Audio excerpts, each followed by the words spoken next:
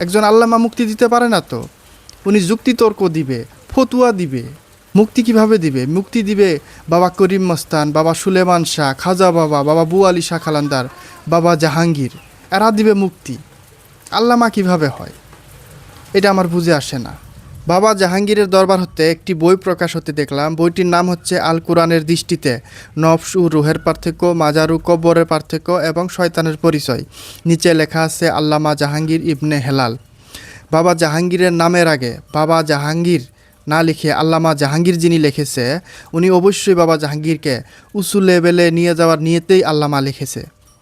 আল্লামাটা যে দিছে বাবা না দিয়া আল্লামা যে লেখছে, উনি অবশ্যই বাবা জাহাঙ্গীরকে উঁচু লেভেলে নিয়ে যাওয়ার নিয়েতেই আল্লামা জাহাঙ্গীর লিখেছে।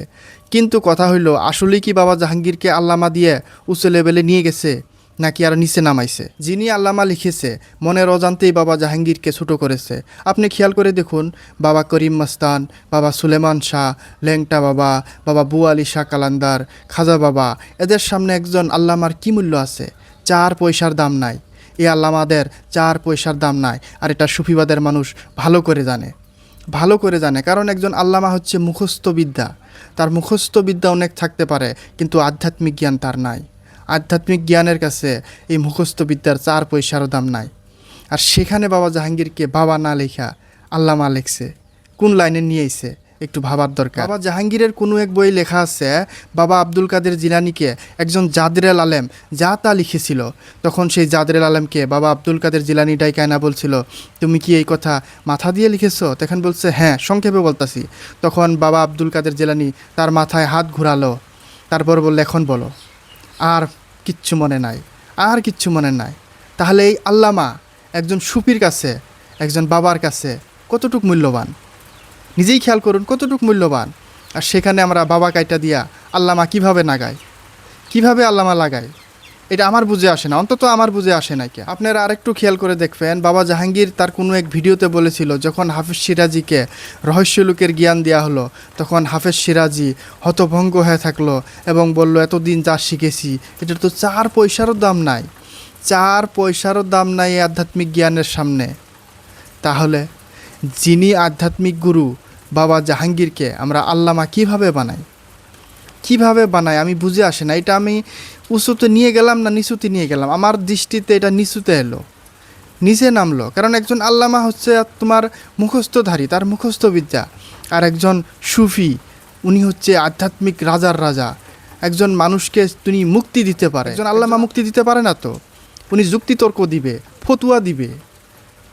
মুক্তি কিভাবে দিবে? মুক্তি দিবে বাবা করিম মস্তান, বাবা সুলেমান শাহ, খাজা বাবা, বাবা বু আলী শাহ খালান্দার, বাবা জাহাঙ্গীর। এরা দিবে মুক্তি। আল্লামা কিভাবে হয়?